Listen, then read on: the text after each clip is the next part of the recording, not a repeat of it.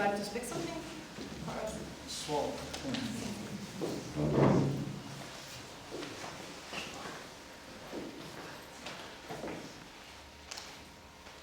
Thank you very much for your coming. For me, this time very special.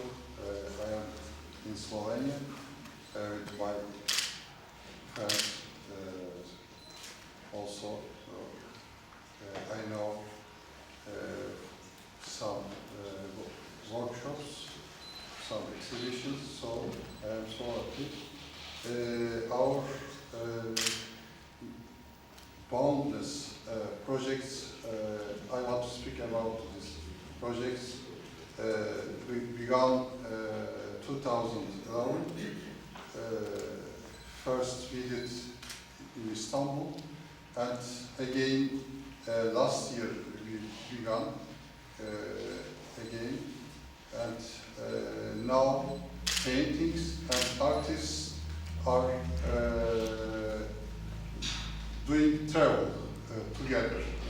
So this is interesting for me. This exhibition message is peaceful.